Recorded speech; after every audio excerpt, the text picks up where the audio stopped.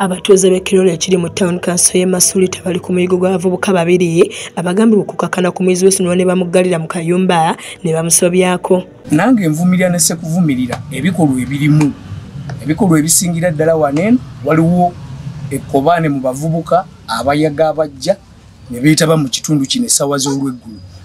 Wano ekitundu kyaffe we wali ebikolwa by'enjaga bukoola ebikolwa byonna ebibi tuyinza okugamba nti birimu eroseengo. Omwana ono amannya agasirikiddwa ali wakati w'emyaka 14 nga muyizi ku ssomero lya gavumenti erya Kirole Umeya Primary School erisangibwa mu Ggombolola y'Eggombe mu Wakiso, ng'omwana ono agamba nti abamukozesa kuliko Jesse Sempala n'omulala gw'amanyika erya Musulo okumuyita babeeko kye bamugamba nga bamuwalawala paka mu kazigo k'omu ku bavubuka ne bamukozesa. Maama w'omwana ono agamba nti yasanga muwala we n'enkofiira ya Jesse nga bwe yamubuuza nnyiniyo yagaana okumugamba nga n'ekyaddako kudduka waka ng'agamba nti ekisinga okumuluma be bantu balumiriza ate okumuddako ne batandika okumuteesateesa nga kati ayagala poliisi emuyambe. Nensanga omwana wange ono nga ayina enkofiira naye enkofiira eyo nga mmanyi nga nnyiniyo naye mugamba enjo enkofiira ogigyeewa n'aŋŋamba nti naye mugamba enkofiira eyo wagiguzeewa n'agaana okwogera naye mugamba kale oba tewagiguza ani yakuwadde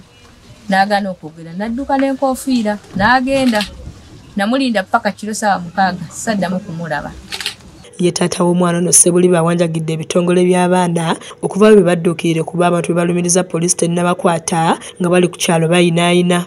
Nkubira omulanga bonna bikikwatako naddala ebitongole ebifa ku ddembe ly'abaana nsaba bijje biyingire musango guno bituyambeko tufune obwenkanya kubanga abantu betulwana nabo olwaleero baana babagagga basobola okukola kyonna kye basobola.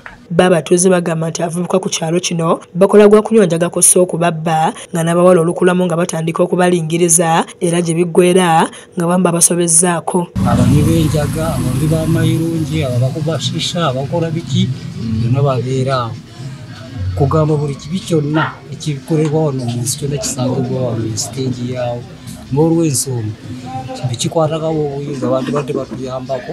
Ssentebe w'ekyalo kino David Mukasa agamba nti ensonga zino ye zaamulemerako okusalawo kuzisindika ku poliisi ng'onasibye abazadde okufaayo ennyo eri abaana baabwe naddala ab'obuwala. Naye nga nkubiriza abazadde tweyongere olumula luno lugenda kuggwako oba tulutwaliriza tweyongere okukuuma abaana naddala abaana abawala twongere obbakuuma tetulagajjalira abaana tusobole okuba nga tumalako bulungi n'oluwummula luno. Akulira ekitongole kya Make Child Smile Alex Sembatya agamba nti ebiseera ebisinga abaana bangi batuusibwako obuzibu kyokka poliisi ne yeesulirayo gwa naggamba ng'asuubiza nti wakukwatagana ne poliisi okulaba ng'omwana afuna obwenkanya. Kye twandyagadde nnyo ffe twagala nnyo abantu bano bakwatibwe babeere answerable ku kikolwa kye baakoze eri omwana.